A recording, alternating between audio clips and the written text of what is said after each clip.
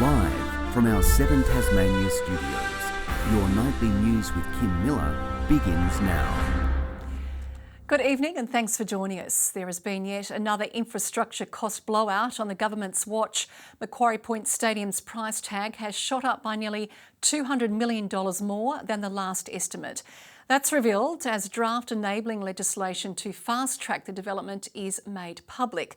Critics say it gives too much power to Erica Betts, who has a key role in overseeing the project. The government's always known the state's AFL dream wouldn't come cheap, but revised figures revealed today show it's going to be much more than previously estimated. The indicative cost now is $945 million. Setting taxpayers back an extra $170 million.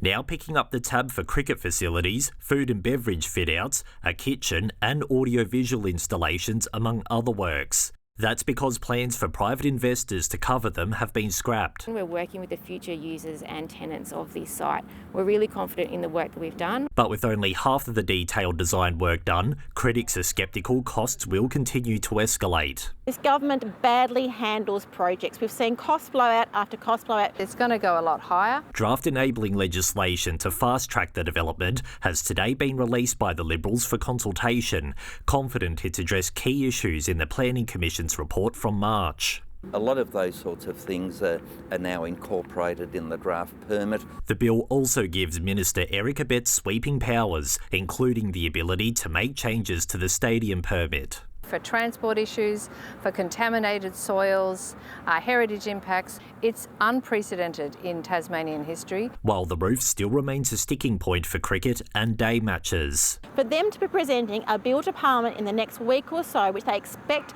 members of Parliament to vote on, without knowing what the solution would be for cricket, is simply unbelievable. The final bill is expected to pass the lower house, with Labor maintaining unconditional support, though it's unclear how it will fare in the upper house. This is important infrastructure, an infrastructure that frankly needs to be built.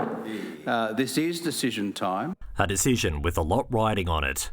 Anthony Dodd, 7 Tasmania News. With Tasmania's finances in rough shape, the opposition is calling for deficits to be capped. Labor's proposing a bill which would require any budget with a cash deficit that exceeds 10% of revenue to be supported by 2/3 of Parliament, but includes flexibility in emergencies like the COVID pandemic. This is a strong measure to put a check and balance on a government that is out of control in terms of budget management. There is a pathway to surplus in the way that we're doing things. Treasurer Guy Barnett will hand down the budget for the next financial year on Thursday. The federal government has been taken to court over changes made to environment laws known as the EPBC Act, which were passed in the final sitting week before the election. The Bob Brown Foundation says the laws will have detrimental effects on Macquarie Harbour, claiming they were rushed through. They are a change to Australia's environmental legislation that absolutely backs in the big corporations, the miners, the fossil fuel industry. The matter is expected to take 2 days and will be heard by Melbourne-based Justice Victoria Bennett. After a nail-biting weeks-long preference count, Jacqui Lambi will return to the Senate for another term, having successfully staved off One Nation's Lee Hansen. The Australian Electoral Commission officially declaring the winners of the 6 Tasmanian Senate seats up for grabs, including Lambi, Labor's Carol Brown and Richard Dowling, Liberals Claire Chandler and Richard Colbeck, and Green Nick McKim. We're being reminded anonymous tip-offs can make a big difference in making our roads safer. It comes as police and Crime Stoppers issue a reminder in the face of ongoing problems with hooning. With the state's road toll climbing dramatically this year, police say they're looking for any way to drive statistics down. That includes coming down hard on hooning. If you get caught hooning, we will take your car, we will confiscate your car, and we'll make every effort with the court to make sure you don't get that vehicle back. There were more than 500 call-ins to Crime Stoppers across the state up to April this year. More than 1 in 5 of those tip-offs related to traffic and hooning offences. Obviously, it's quite clear that the community want our roads to be safer. and they're keen to report those incidents that they know about to us. A targeted operation in Launceston last weekend resulted in 7 cars being seized. Now comes a request for more detailed information when reporting hooning to help catch those responsible. And if you have the name of the driver, a description of the vehicle, a registration number, where it's occurring, street and suburb, and if it's fairly regular or it's consistent, if you can tell us when it's occurring, what day of the week, what time it's occurring. But the key thing is everyone has a responsibility to make sure we're doing the right thing, and if you're seeing the wrong thing being done on the road, please report it. And a reminder, every call to Crime Stoppers can be made anonymously, with police assuring every tip is followed up. Obey the road rules and don't go hooning. Matthew Watson, 7 Tasmania News. A new app developed in Tasmania is hoping to help those suffering poor mental health. It's already been endorsed by other wellness advocates, with a rising number of Tasmanians living with anxiety and depression. It's the product of 2 years of research and development, a new app focused on improving the mental health of Tasmanians. Everybody has down days. Some people experience complex mental health concerns. But everybody can benefit from engaging with those activities that support their wellbeing and positive mental health. Everybody. Take a minute encouraging people to answer prompts based around what helps make them happy. It's free. Developers hoping more users try it out. If there was a cost associated with it, that would be a barrier, and would it result in a lower usage. So yeah, I think it's great. The more people, the merrier. Our state not immune to a concerning rate of mental illness, with one cohort feeling it more. Young people in particular, we're seeing increasing rates of anxiety and depression. We know that at various life stages, people experience anxiety, depression and other forms of mental ill health. While the app's just launched today, the organisers behind it have a big goal. They're hoping for thousands of downloads across Tasmania in the next few weeks. It's even endorsed by mental health advocates Stay Chatty. Everybody's different, and I've always been a really big advocate for the fact that we've all got mental health, but everyone's mental health is really different. Ruby Cairns, 7 Tasmania News. A Mitsubishi SUV which fell from the Bruny Island ferry has been retrieved via crane after it plunged into water yesterday morning. A Tasmanian couple from the northeast were on board at the time, but miraculously only suffered minor injuries. The incident caused passenger delays yesterday. Both ferries back operating today. As Tasmanian charities struggle to keep up with the soaring number of people needing help, the colder months are a particularly tough time for those struggling to make ends meet. There's a greater urgency this year for City Mission's annual winter appeal, with middle-income families also coming through the doors. Many people are struggling with the cost of living and the cost of housing, and we know that winter really exacerbates those costs. When we hear that there's whole families sleeping in cars now, that's quite heart-wrenching. We're always after warm clothing and things. If we can't get them out of a car, at least try and keep them warm. Funds raised also help with meals, transport and accommodation. Southern Tasmania has been captured through the lens of locals and visitors alike as part of a seasonal photography competition which attracted hundreds of entries. The winner, a novice from Launceston, with New Norfolk's rich colours taking centre stage.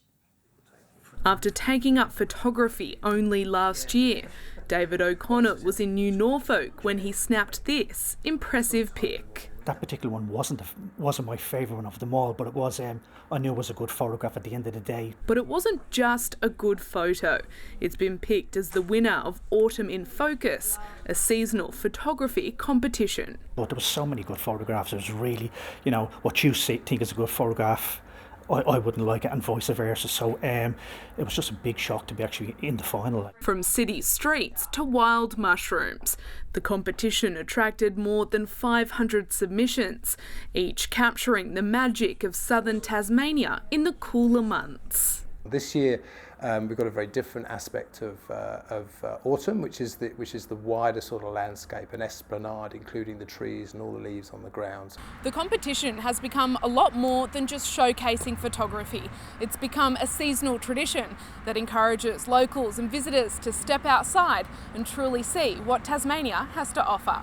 Not all states have an autumn as powerful as ours, and it's something that we should celebrate and promote. As for David, His prize includes a stay at the Tasman Hotel and possibly a little bargaining leverage. Do you think maybe now that you've won a prize, you could maybe use it to get a bigger and better camera? Yeah, well, that's the plan with the wife at the moment. Yeah, I'm using that sort of as she's coming down here. So yeah, I might get a bit of an upgrade. Yeah.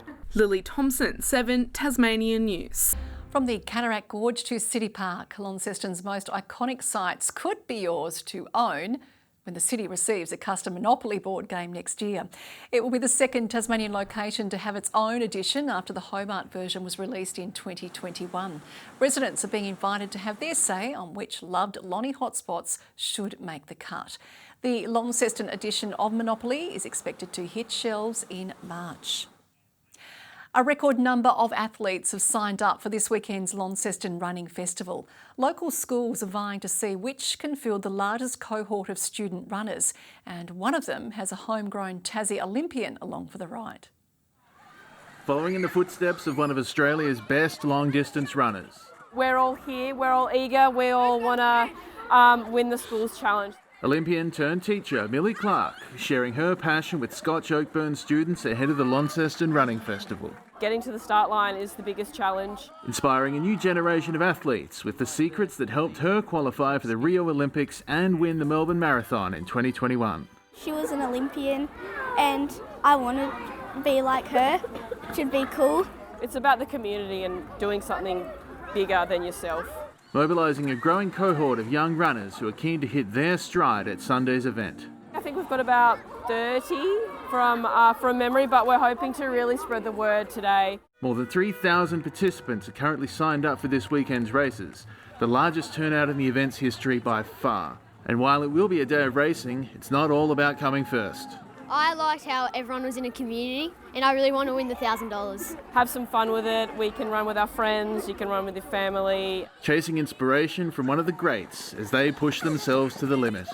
Tom Crosby, 7 Tasmanian News. It certainly wasn't the abundance of bushwalks around Hobart that got the Jack Jumpers' newest signing over the line to move from the States.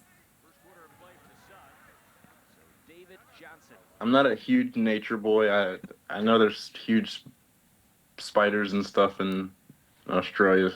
David DJ Johnson comes from the G League on a 1-year deal with an impressive 16-point average, back healthy after an injury-riddled couple of seasons. I like to get everyone involved and I love to win. So anything that it takes to win that's what you're going to get out of me on the court. DJ hits JJ's camp in August. Claiming small victories on the field wherever they can will be the focus of the Circular Head women's side as they continue to search for their first win in the Northwest League this season. They'll face the undefeated Wynyard, who handed them a massive 129-point loss back in round 3. We're all keen to go there each week and play whoever. It doesn't matter if it's the top teams, we're still really keen to play footy. While the Wynyard men won't let complacency creep into their game when they head to Smithton to take on the Saints. They're getting better and better each week. You've only got to look at the results on the scoreboard. Meanwhile, Ulverston will host Latrobe and the Swans will cross the Mersey to face the Magpies. After a bout of illness in Portugal, Wynyard's Kyron Bacon is back to his best at the World Enduro Championships 3rd round in Sweden, sending more shockwaves through the international field with 2nd place finish in the junior category. It leaves him 1 point off second in the overall championship standings in his first season abroad. Well, not too shabby, Kim. No, good to see him back. Thanks very much, Lily. Good evening. Hobart reached 15 degrees today, 16 for both Launceston and Burnie, 1 up in Devonport with 17 recorded there. Across the state, it was 16 in Low Head and Ouse.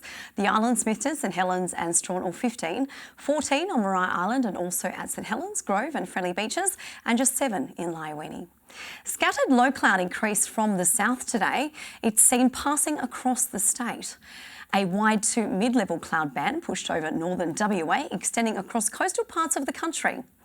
Tomorrow, a high will move over the Bight and southern parts of SA.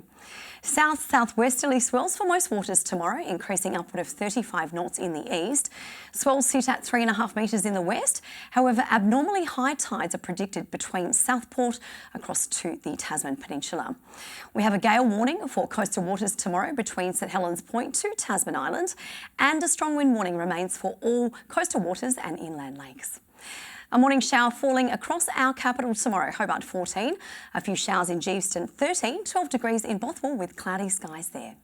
15 are partly cloudy in Launceston and Cressy. Cloud is likely to clear in Devonport, 15's the top also. A little cloudy too in Burnie, 15, showers easing in Strawn 13, winds easing in Curry with 15 degrees. A bit of cloud for St Helens and Swansea, 15.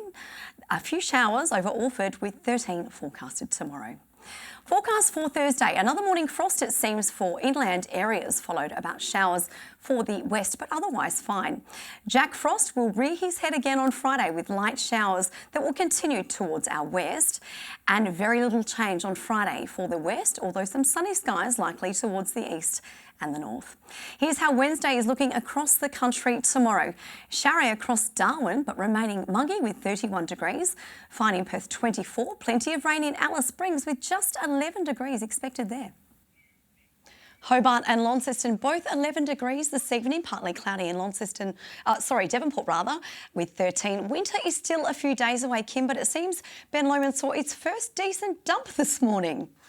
And that is all your news for now. Have a great evening. Home and Away is next. Good night.